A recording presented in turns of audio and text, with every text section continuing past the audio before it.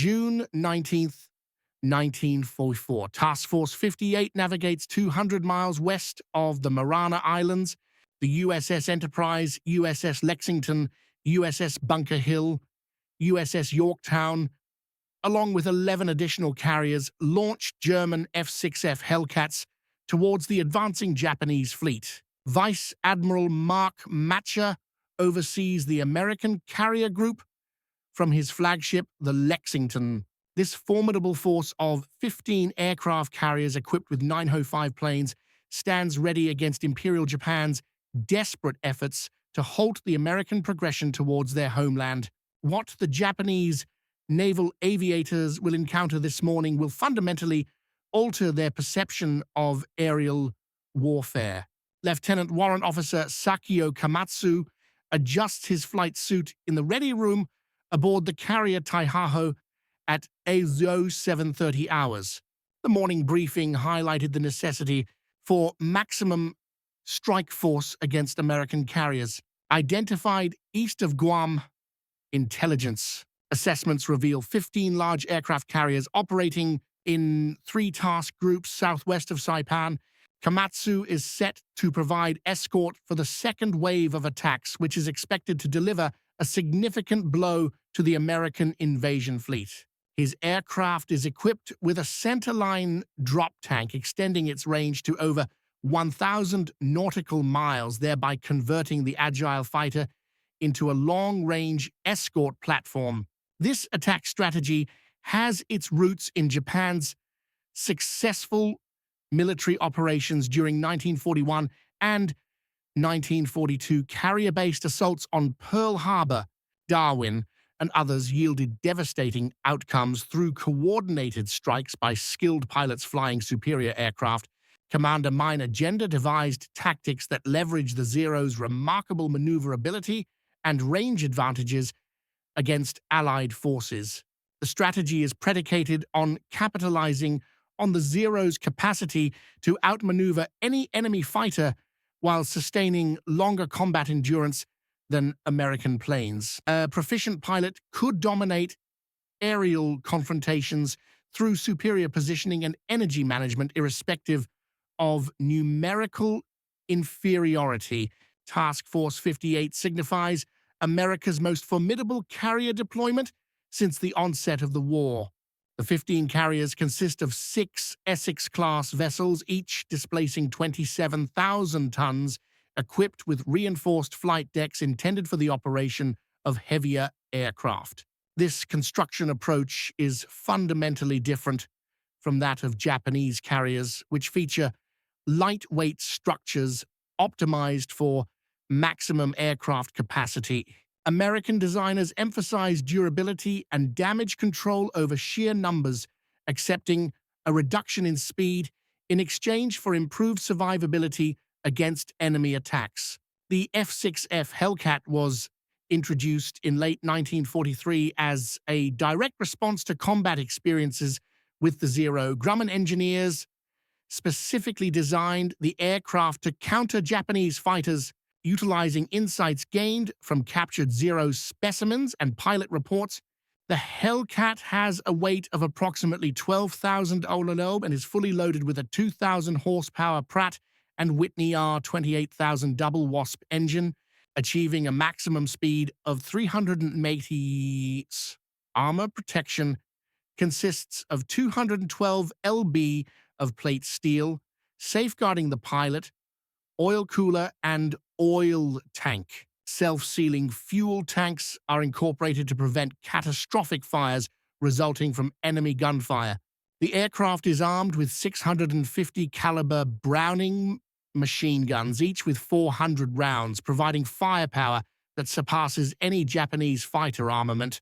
The Japanese formation, launching from the carriers Taihaho, Shokaku, and Zuikaku, comprises 128 aircraft, approaching Task Force 58 from the west at an altitude of 24,000 ft. The pilots do not observe any American aircraft during their initial approach, indicating a tactical surprise against the enemy fleet. Many pilots within the formation completed their training just months prior with less than 100 hours of total flight time. The accelerated training program condensed what previously took 3 years into merely 6 months due to the increasing pilot losses throughout 1943. Basic combat maneuvers received limited focus, while navigation and formation flying consumed the majority of training hours. Carrier landing practice averaged only 5 successful traps before operational deployment. Lieutenant Junior Grade Tishi Yamamoto is among the few seasoned pilots left, having amassed over 600 combat hours since 1941. His experience encompasses missions over the Dutch East Indies and Rabaul, where Japanese naval aviation had previously dominated engagements. The Zero's reputation for being invincible remained unchallenged throughout 1942, despite the growing resistance from Allied forces. However, the Guadalcanal campaign unveiled concerning trends as American pilots devised effective countermeasures against the once unstoppable Japanese fighters. The Thatched defensive maneuver neutralized the Zero's turning advantage, while hit-and-run tactics took advantage of its insufficient armor protection. Ensign Hiroshi Tanaka serves as Yamamoto's wingman, having completed a condensed flight training program just 10 weeks prior. His total flight experience is 75 hours, with only theoretical understanding of aerial combat strategies. The fuel crisis necessitated the cancellation of advanced combat training, while the shortage of ammunition restricted gunnery practice to stationary ground targets. Most new pilots had never fired their weapons at moving aerial targets before entering combat. The disparity between veterans and replacements results in significant tactical limitations within Japanese formations. Experienced pilots are required to engage enemy fighters while simultaneously safeguarding inexperienced wingmen who lack situational awareness. This responsibility diminishes the overall effectiveness of the formation, as veterans are unable to fully utilize their skills while guiding novices through their initial combat experiences. American radar operators aboard the USS Yorktown identify the approaching Japanese formation at a distance of 150 miles, offering a 20-minute advance warning before visual contact is established. Fighter director officers direct combat air patrol fighters towards designated intercept coordinates through accurate radar plotting. This technological edge shifts aerial defense from a reactive scramble to a coordinated interception, leveraging altitude and positional advantages. The fighter director system signifies a groundbreaking command and control capability that has been developed over 2 years of combat experience. Each carrier is equipped with a combat information center where trained officers monitor all airborne contacts utilizing radar displays. Radio communications connect directors with airborne fighters, offering real-time tactical guidance during engagements. This centralized control enhances defensive efficiency by concentrating fighters at optimal intercept points. Commander David McCampbell leads VF-15's 1st Division from USS Essex, ascending towards the incoming raid with military power. His 12 Hellcats maintain a tight formation while adhering to radar vectors directed towards their designated targets. Each pilot has an average of over 300 hours of flight time, having completed extensive gunnery and tactical training in the United States. The American training program saw significant expansion throughout 1943, producing 10,000 new naval aviators each year. Operational training units provided a total of 500 hours of flight time, which included 150 hours in combat aircraft types. Advanced fighter training focused on deflection shooting, energy management, and coordinated team tactics against dissimilar aircraft that simulate enemy capabilities. The design philosophy of the Hellcat prioritizes pilot survival through comprehensive protection systems. Armor plating encases the cockpit, including the seatback, headrest, and floor panels totaling over 200 pounds.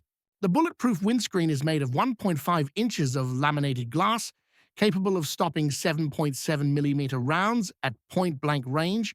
Self-sealing fuel tanks incorporate multiple rubber layers that expand upon puncture, effectively preventing fuel leaks and fires. The robust airframe is designed to withstand significant battle damage while preserving structural integrity. Test flights have shown the Hellcat's capacity to endure multiple hits from 20mm cannons while remaining controllable.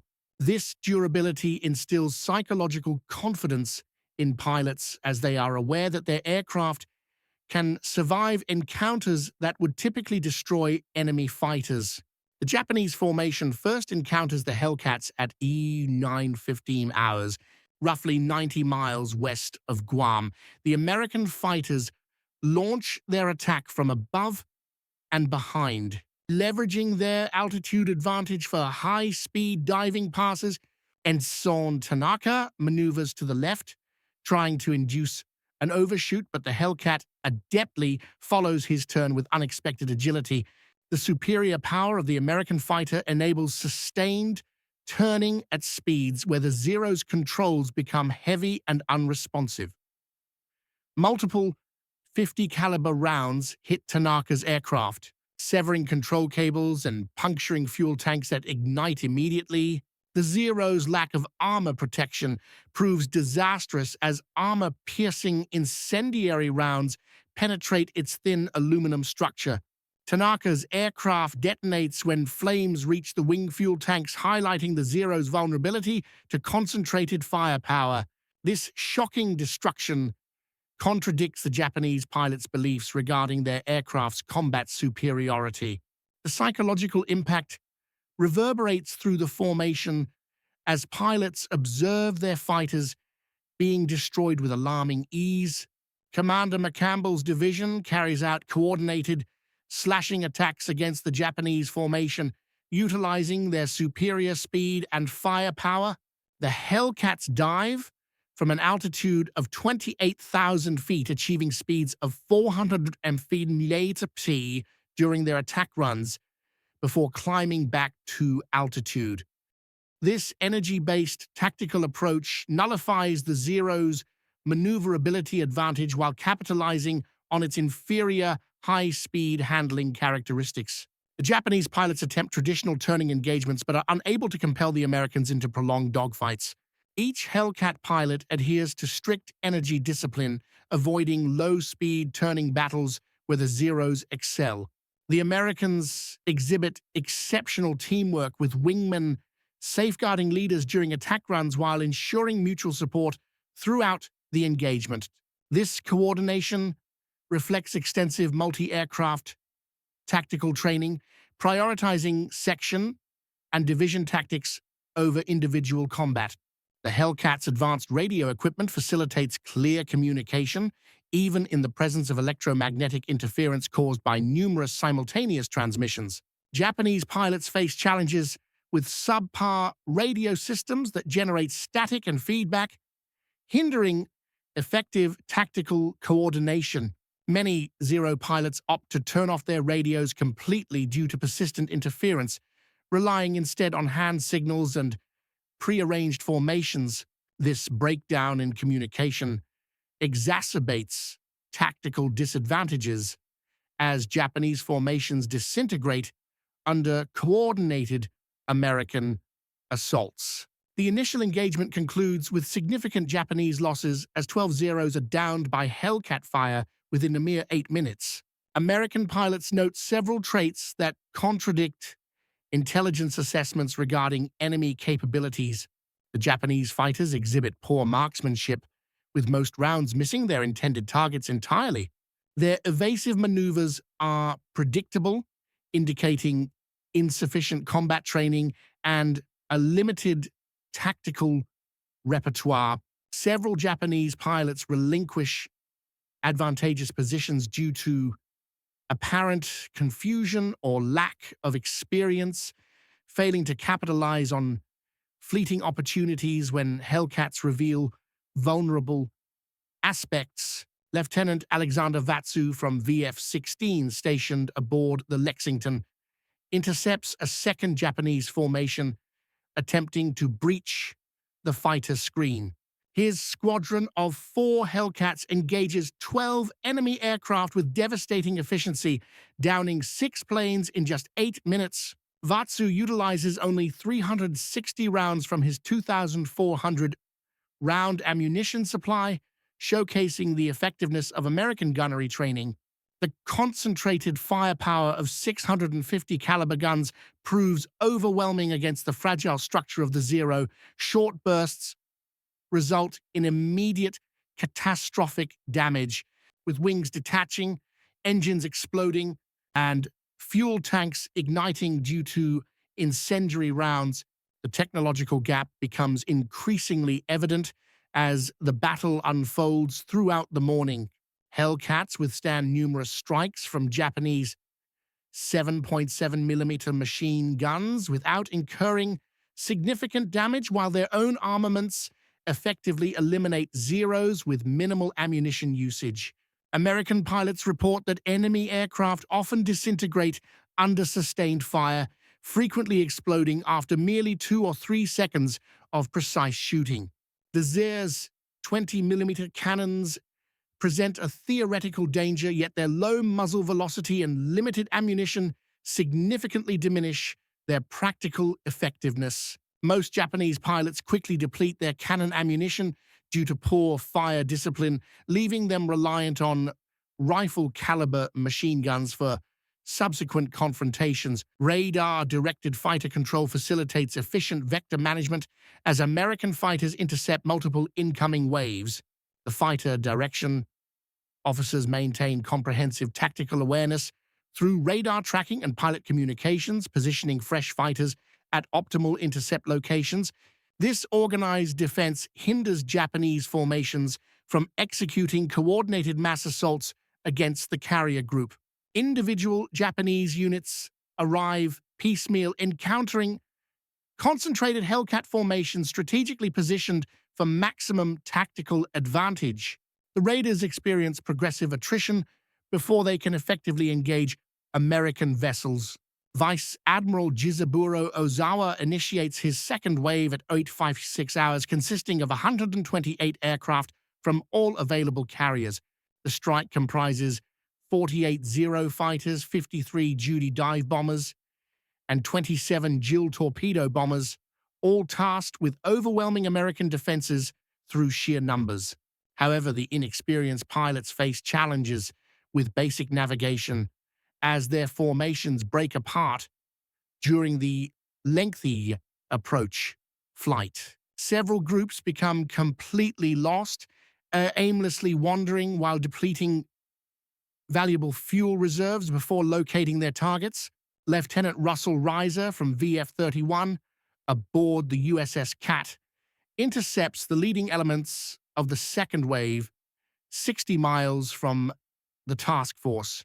His division of Hellcats launches an attack from Upsun, achieving total tactical surprise against the enemy formation. The Japanese pilots did not adhere to proper lookout protocols, which permitted the Americans to approach without detection until they opened fire. Within moments, 5 enemy aircraft spiraled toward the ocean, leaving trails of smoke and flames due to severe structural damage. The remaining Japanese aircraft tried to persist with their attack run, but faced successive formations of Hellcats positioned at varying altitudes. Each American interception followed a similar strategy, involving diving attacks from a higher altitude, succeeded by zoom climbs back to advantageous positions. The Hellcats maintained an energy advantage throughout the engagements, controlling the terms of combat while preventing Japanese pilots from mounting effective counterattacks. This tactical superiority is indicative of the Hellcats' enhanced performance, coupled with rigorous energy management training that optimizes its strengths. Japanese pilots who were trained for close-range maneuvering combat found themselves unable to engage effectively at high speeds, where the Zero became unmanageable. The second wave's assault on Task Force 58 yielded minimal outcomes as survivors managed to breach the fighter screen in disorganized groups. Anti-aircraft fire from the screening destroyers and cruisers generated dense barrage patterns that further scattered the attacking formations.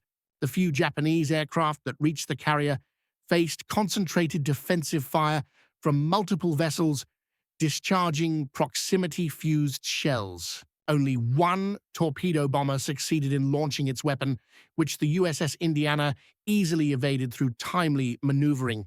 Commander McSell, leading VF-15's second strike, encountered the third Japanese wave at 1100 hours.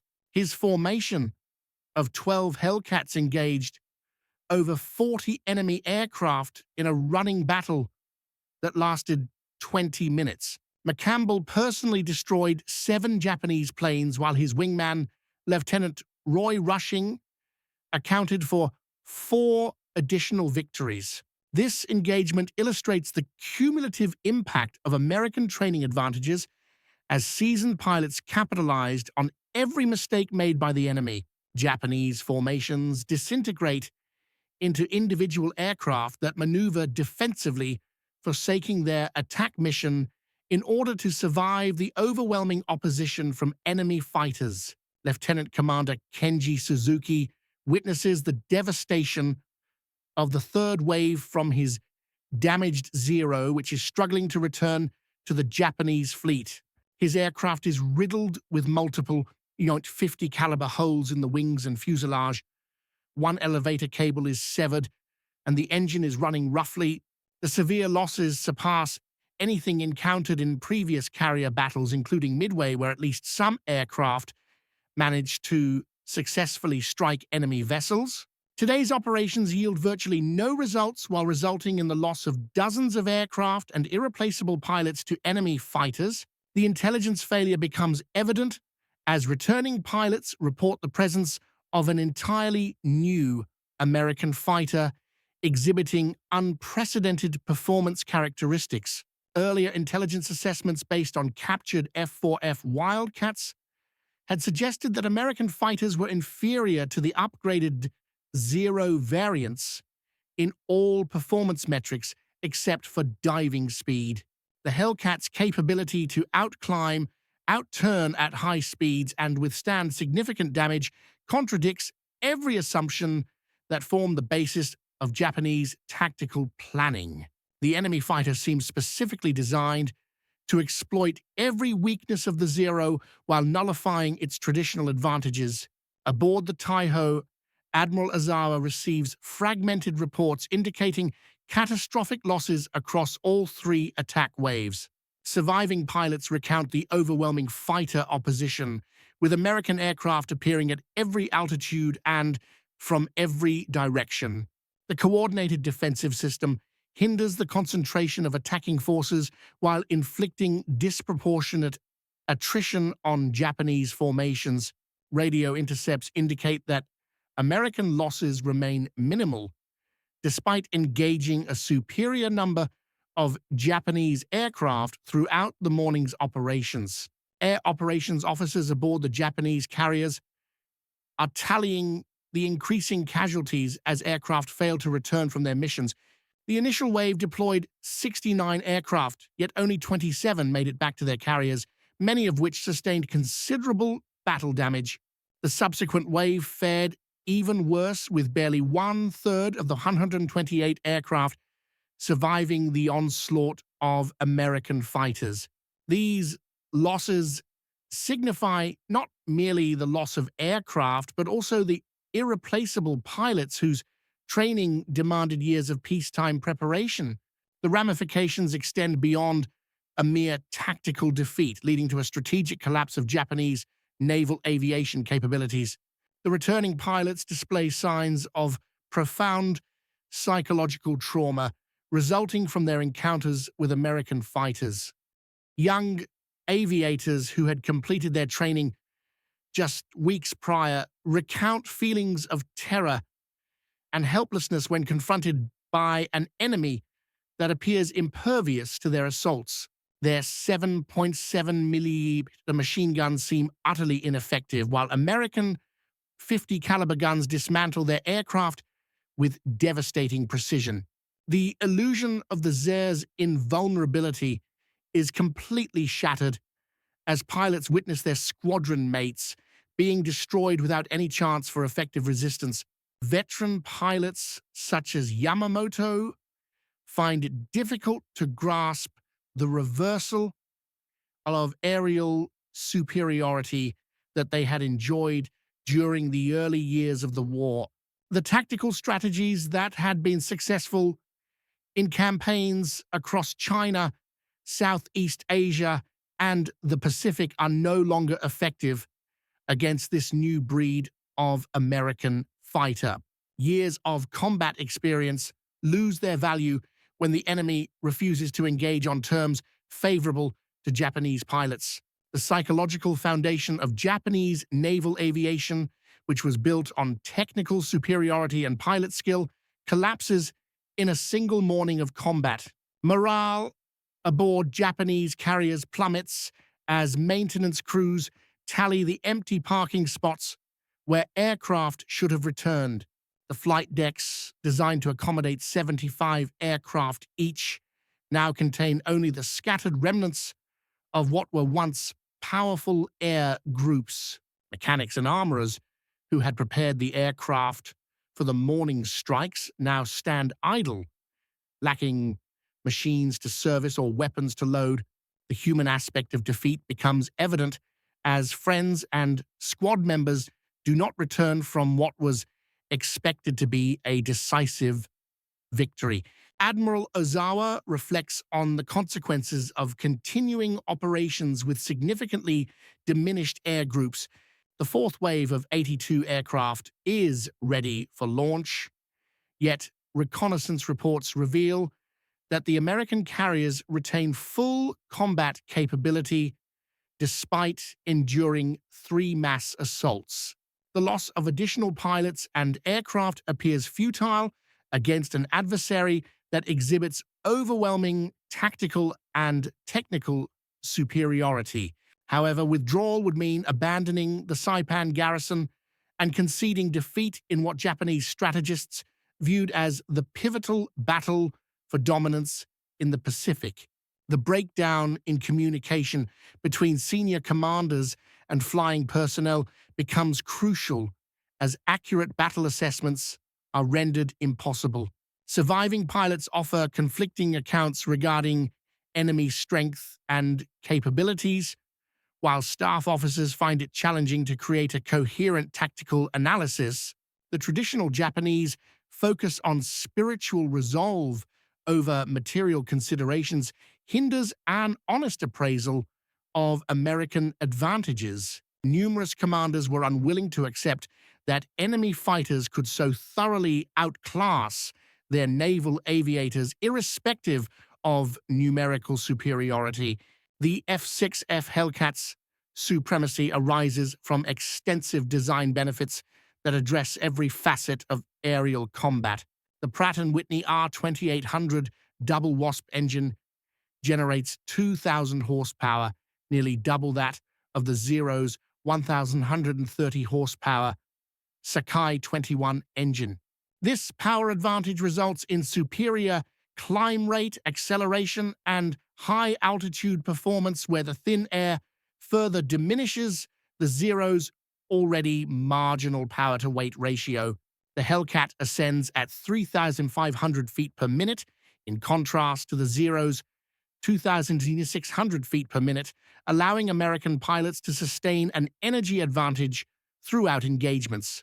The Hellcat is equipped with 6.50 caliber Browning machine guns, boasting a substantial load of 400 rounds per gun, which provides formidable firepower along with outstanding ballistic performance. Each gun is capable of firing 850 rounds per minute, achieving a muzzle velocity of 2,900 feet per second, which ensures a flat trajectory and significant impact at combat distances. The cumulative firepower surpasses 100 rounds per second of armor-piercing incendiary ammunition, which can penetrate engine blocks and ignite fuel tanks. The ammunition supply allows for 30 seconds of continuous fire, enabling multiple engagement opportunities without the need for ammunition conservation. In contrast, the Zer's armament consists of two 20mm Type 99 cannons paired with two 7.7mm Type 97 machine guns, offering theoretical advantages in firepower through explosive cannon shells. However, the cannon's relatively low muzzle velocity of 2,460 feet per second results in a significant trajectory drop, necessitating different aiming points compared to the machine guns. The limited ammunition capacity of 60 rounds per cannon compels pilots to manage their fire carefully, which diminishes the effective rate of fire during prolonged engagements. The 7.7mm machine guns are insufficient in stopping power against armored American fighters, and their 700 rounds per gun do not adequately address the issue of penetration capability. American radar technology confers critical tactical advantages through early warning systems and fighter direction capabilities. The SK air search radar can detect aircraft at a range of 100 meters, while the SM height-finding radar accurately determines altitude within 500 feet. This data is relayed to combat information centers where trained personnel plot all contacts on vertical display boards. Fighter director officers utilize VHF radio equipment to vector defending fighters, ensuring clear communication despite atmospheric interference. This integrated system shifts aerial defense from individual pilot actions to coordinated tactical operations, thereby enhancing defensive efficiency. Japanese naval forces are hindered by inadequate radar systems, with the majority of their vessels depending on visual observation for coordinating air defense. The Type 21 air search radar, which is fitted on certain carriers, offers a mere 60-mile detection range, characterized by unreliable performance and frequent false alarms. Lacking height-finding capabilities and integrated fighter direction, Japanese combat air patrols function autonomously, adhering to pre-war tactical doctrines. The lack of centralized control hampers the efficient allocation of fighters in response to multiple incoming attacks, while also restricting tactical adaptability during confrontations. By late 1944, a newly graduated Japanese Navy pilot had accumulated only 40 hours of flight experience, in stark contrast to his American counterpart, who boasted at least 525 hours.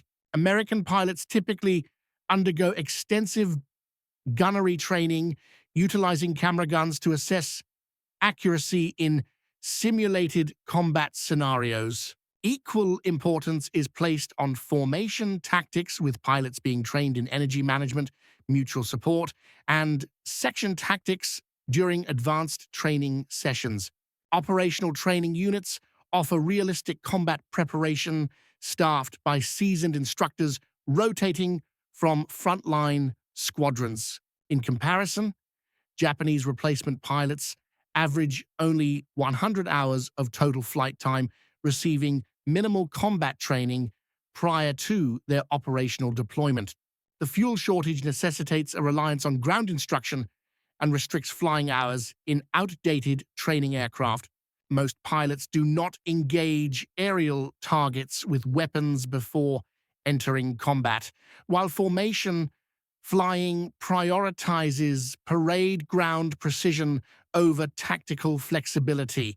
The condensed training program omits aerobatics, instrument flying, and night operations, which were deemed essential in the pre-war curriculum. This qualitative disparity in pilot proficiency exacerbates the performance differences of aircraft during aerial engagements. The fourth wave of Japanese attacks is launched despite clear indications of severe losses from earlier assaults. Admiral Ozawa commits his remaining 82 aircraft, aiming to inflict damage on American carriers before retreating westward.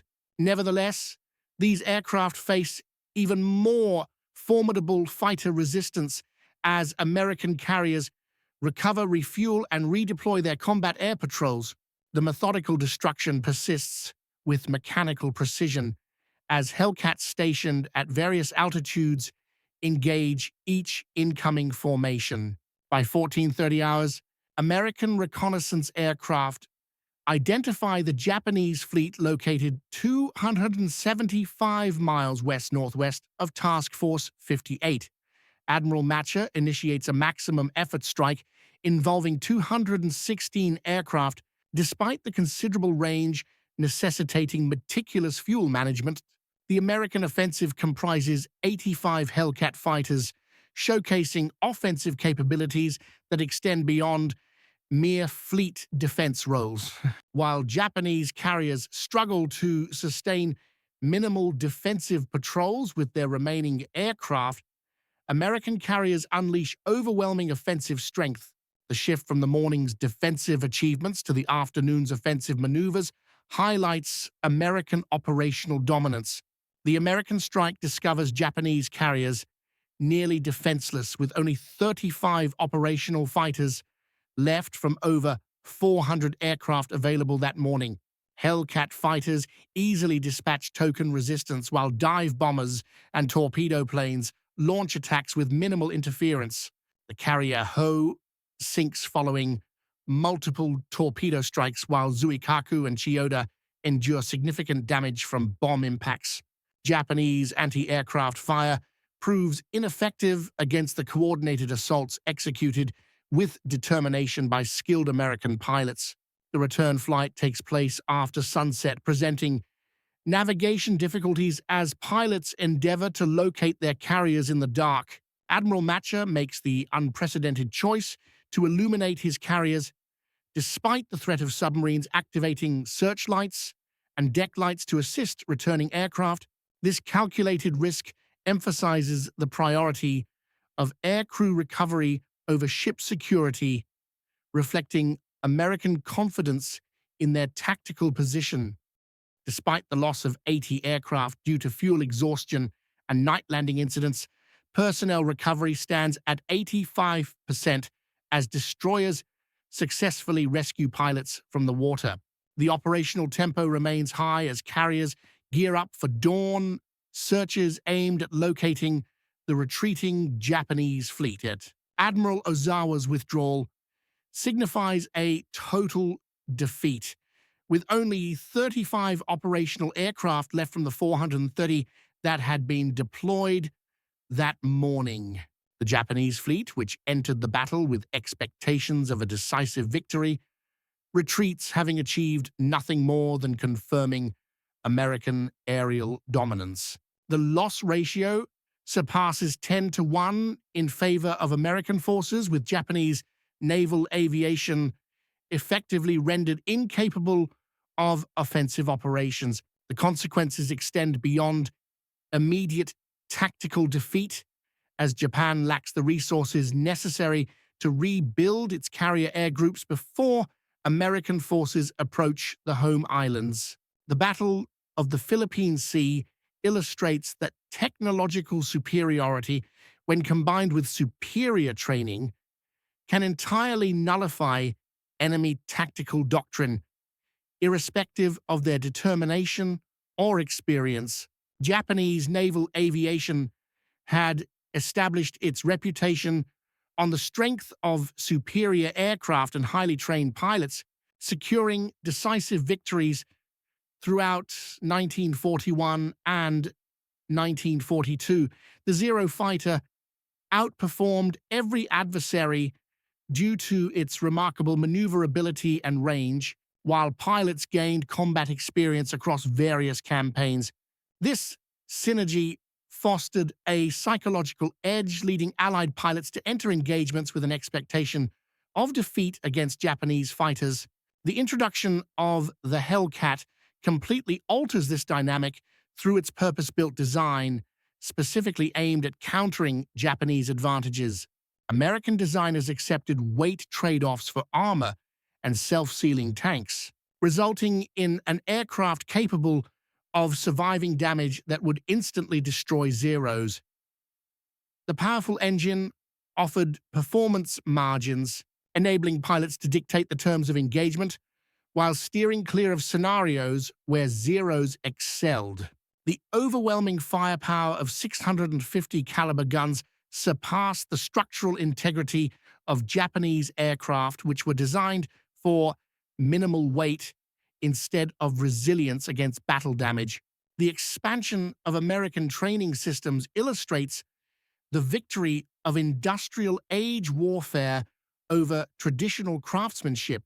While Japan faced challenges in training hundreds of replacement pilots through condensed programs, America successfully trained thousands with a systematic curriculum developed from operational analysis. The assembly line method of pilot production ensured consistent quality through standardized training and extensive flight hours. Each American pilot functioned as an interchangeable element within the naval aviation framework, rather than as an irreplaceable individual whose absence would severely impact unit effectiveness. The radar-directed fighter control system serves as an example of technological force multiplication that surpasses the capabilities of individual aircraft. The capacity to optimally position fighters before visual contact diminishes Japanese tactical surprise while enhancing defensive efficiency. This systematic approach to aerial defense converts carrier task forces from vulnerable targets into nearly invulnerable fortresses against conventional air assaults. The integration of sensors, communication, and command functions generates synergistic capabilities that exceed the mere sum of their individual parts. The failure of Japanese naval doctrine to adapt to evolving circumstances proves disastrous when pre-war assumptions clash with wartime realities.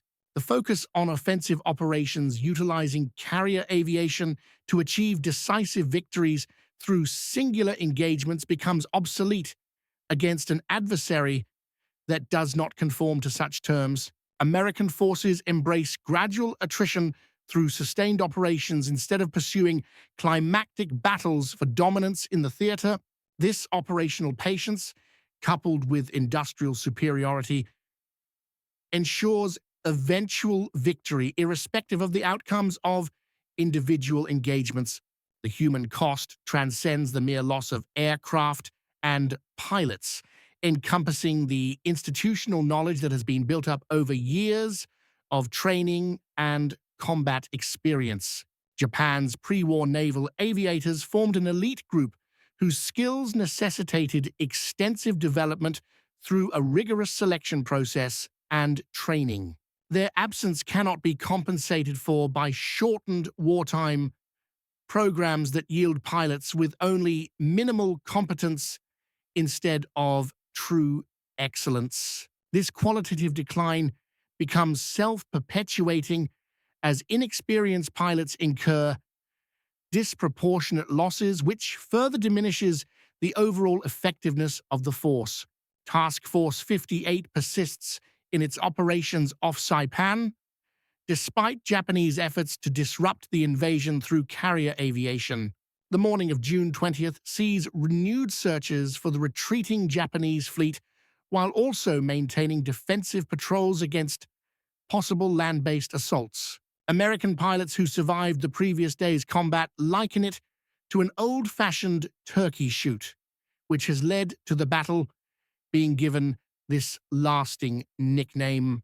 This term encapsulates both the lopsided nature of aerial combat and the mechanical efficiency involved in the destruction of Japanese aircraft. The final count reveals the devastating scale of Japanese defeat, with 445 aircraft destroyed comprising 395 carrier planes and around 50 land-based aircraft. American losses amount to 123 aircraft, with 80 of these attributed to operational accidents rather than enemy action. Only 43 American planes were lost to Japanese fighters and anti-aircraft fire during 2 days of intense aerial combat. The 10.1 exchange ratio surpasses any previous carrier battle, including the significant American victory at Midway. More importantly, Japan suffers the loss of over 400 pilots, including instructors who were recalled from training units representing the last pool of experienced naval aviators. Admiral Ozawa's report to the Combined Fleet Headquarters acknowledges the effective annihilation of Japanese carrier aviation as a viable offensive force. The remaining carriers have ships and aircraft at their disposal, yet they lack trained pilots who can effectively engage American forces. The mobile fleet that set out with the expectation of securing a decisive victory returns having only showcased American aerial dominance. The strategic consequences become evident as American forces persist in their advance toward Japan, facing little to no aerial resistance from the Imperial Navy.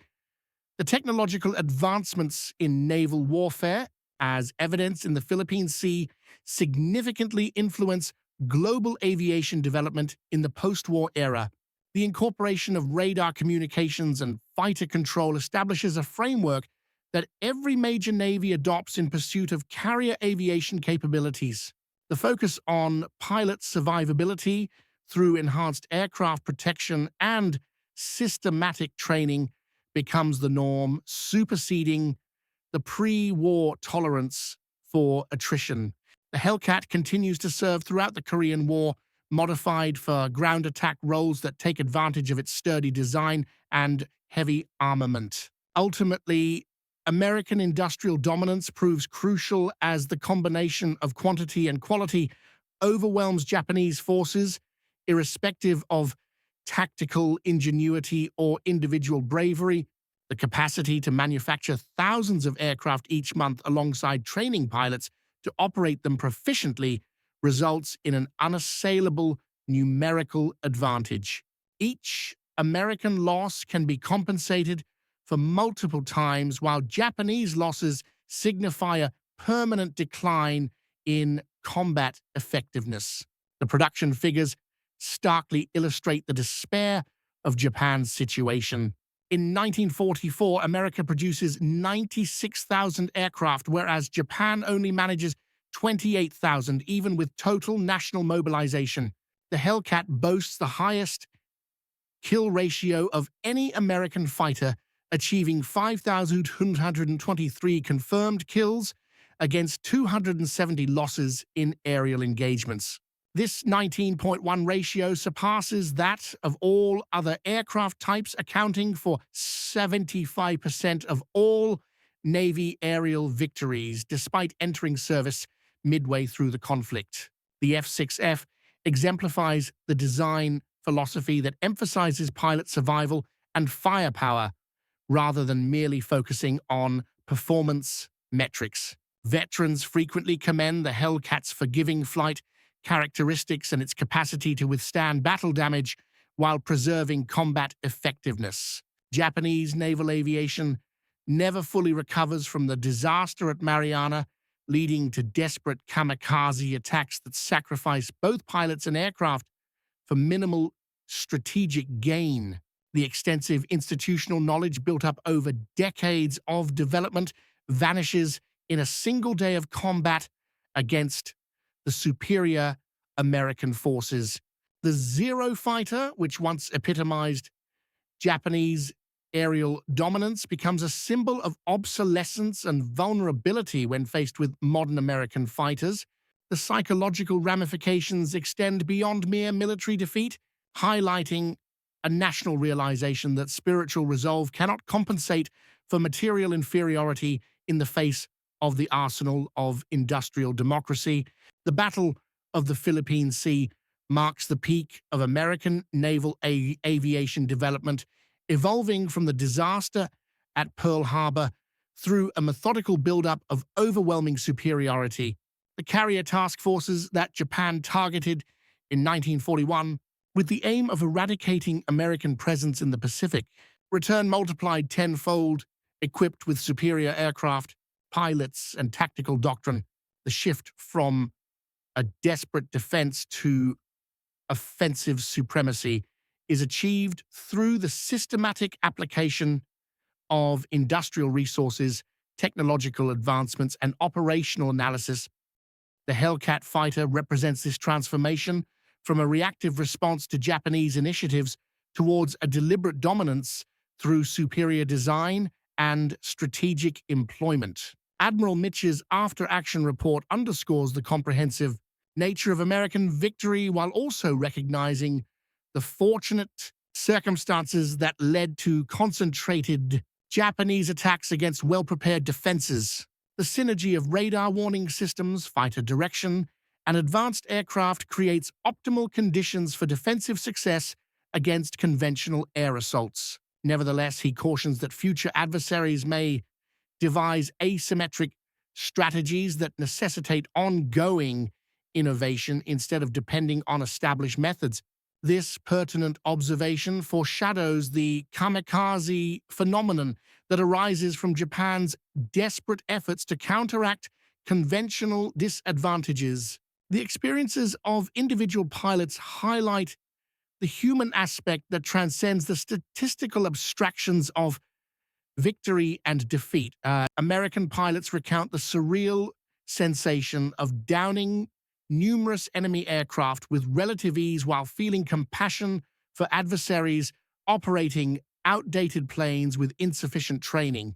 Japanese survivors narrate the terror of witnessing their squadron mates being annihilated without any chance for effective resistance against an enemy perceived as invulnerable. These personal accounts encapsulate the fundamental tragedy of warfare where technological dominance results in human suffering irrespective of individual bravery or resolve. The Marianas Turkey Shoot is recorded in aviation history as a testament to American aerial dominance achieved through systematic excellence in training, technology, and tactical doctrine. This battle illustrates that contemporary warfare favors industrial strength and scientific progress over traditional warrior ethos and spiritual resolve. Japan's endeavor to secure a decisive victory through conventional carrier aviation culminates in a disastrous defeat that renders their naval aviation ineffective. The Imperial Navy, which once ruled the Pacific in 1942, becomes incapable of executing significant offensive operations by June 1944. The strategic ramifications extend beyond immediate military loss, prompting a fundamental reevaluation of the nature of warfare in the industrial era.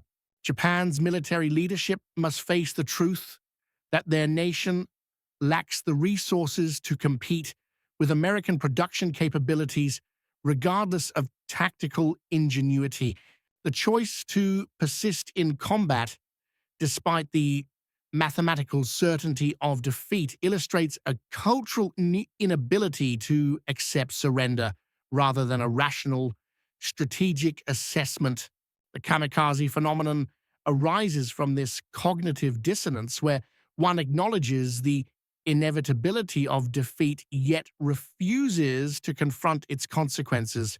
The sinking of the carriers Shukaku and Taiho by American submarines on June 19th exacerbates the aerial defeat with the loss of irreplaceable platforms. Shukaku, a veteran of Pearl Harbor, and every significant carrier battle except Midway, falls victim to torpedoes from the USS Kavala while it is refueling aircraft. Taiho, Japan's newest and most advanced carrier, equipped with an armored flight deck, sinks due to a single torpedo strike that triggers catastrophic vapor explosions. These losses not only eliminate ships but also the institutional knowledge of their crews, who cannot be replaced before the war concludes. The technological and training advantages showcased during the Marianas Turkey Shoot establish patterns that persist throughout the remainder of the Pacific War. American forces advance relentlessly toward Japan, while Japanese forces resort to increasingly desperate defensive tactics without achieving meaningful success.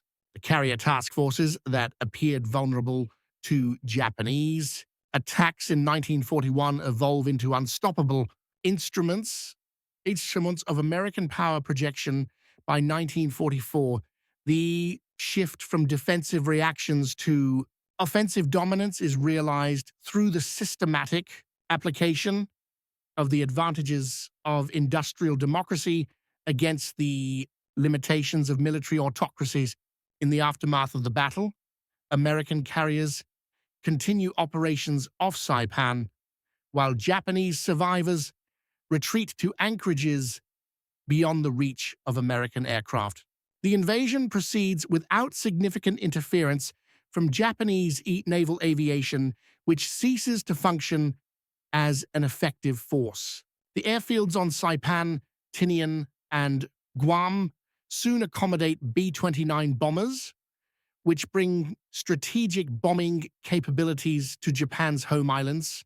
The carrier battle aimed to avert this outcome instead affirms the American capability to project power wherever their national strategy necessitates, irrespective of Japanese resistance. Veterans of the Philippine Sea battle recall the morning of June 19, 1944, as the day when American naval aviation attained unquestioned dominance over its Japanese adversaries. The extensive preparation, training, and technological advancements culminate in a few hours of aerial combat that obliterate the offensive capacity of Japanese carrier aviation. The Hellcat fighter emerges as the weapon that transforms American carriers from susceptible targets into formidable instruments of naval power. The pilots operating these aircraft illustrate that systematic training can yield proficient aviators in substantial numbers, overwhelming elite adversaries through both numerical and qualitative superiority. The insights gained from the Marianas Turkey Shoot shaped naval aviation development for many years, as nations acknowledge the significance of integrating technology, training, and tactical doctrine. The focus on pilot survivability through aircraft protection becomes a standard design principle, while radar-directed fighter control establishes frameworks for fleet air defense. The American triumph illustrates that industrial production capacity, coupled with technological innovation, engenders military superiority that traditional military virtues cannot surpass. The battle serves as a testament to democracy's capacity to mobilize resources effectively against authoritarian aggression when national survival necessitates total commitment. The human cost, reflected in the Japanese lives lost during futile assaults against superior American forces, epitomizes the essential tragedy of warfare where courage cannot surmount material disadvantage. Young Japanese pilots who aspired to glory in defending their homeland instead perish in outdated aircraft, overwhelmed by an enemy they cannot effectively confront. Their sacrifice serves no purpose other than to showcase American superiority while exhausting Japan's last pool of trained aviators. The guilt felt by pilots who return from missions where their squadron mates have died becomes a defining trait of the final era of Japanese naval aviation. The success of the F6F Hellcat confirms the design philosophy that emphasizes pilot survival and reliable performance over exceptional capability, which demands extraordinary skill. Average American pilots achieve remarkable outcomes, flying aircraft that are forgiving of errors while delivering devastating firepower against vulnerable adversaries. The Zero, which requires perfection from its pilots while providing no room for mistakes, becomes a liability when pilots lack extensive training and combat experience. The disparity between design philosophies highlights deeper cultural differences regarding the value of human life versus the pursuit of military objectives at any cost. The Battle of the Philippine Sea signifies the conclusion of carrier aviation as a balanced competition between opposing forces with complementary advantages. American technological and training superiority creates an environment where combat becomes a matter of execution rather than a contest, with outcomes predetermined before engagement begins.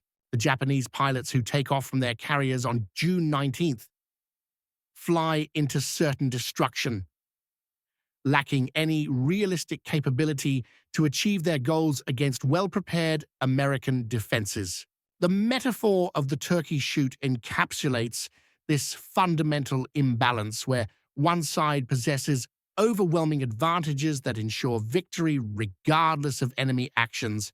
The strategic ramifications of the Marianas Turkey Shoot resonate throughout the remainder of the Pacific War as Japan is unable to restore its carrier aviation capabilities before its eventual defeat. The pilots lost during a single morning's combat represent years of training investment that cannot be replaced through shortened programs that yield only marginally competent replacements. The institutional knowledge amassed over decades vanishes when seasoned pilots pass away without the chance to impart their skills to the upcoming generation. The qualitative decline becomes irreversible as inexperienced pilots endure disproportionate losses in subsequent operations, further diminishing overall effectiveness. On the morning of June 19, 1944, the destruction of Japanese naval aviation as a viable military force is witnessed through a systematic demonstration of American superiority. The F6F Hellcat fighter acts as the primary tool of this triumph, combining protective design, formidable armament, and exceptional performance in an aircraft that average pilots can utilize effectively. The incorporation of radar warning, fighter direction, and coordinated tactics fosters defensive efficiency that overwhelms Japanese assaults, irrespective of their determination or tactical ingenuity. The battle illustrates that the arsenal of industrial democracy can yield military superiority through the methodical application of technological and training advantages against traditional military adversaries who depend on spiritual factors to surmount material shortcomings. The Marianas Turkey Shoot is recorded in history as the pivotal moment when American naval aviation attained supremacy that persisted throughout the conclusion of the Pacific War. The Japanese carriers, which once projected power across the Pacific, transform into floating targets for American aircraft that they are unable to counter effectively. The shift from the vulnerability experienced at Pearl Harbor to the dominance displayed in the Philippine Sea exemplifies democracy's ability for military regeneration when confronted with existential threats. This battle serves as evidence that the arsenal of freedom, when properly mobilized and directed, can triumph over aggression, regardless of the initial advantages held by authoritarian adversaries who misinterpret temporary superiority as permanent dominance.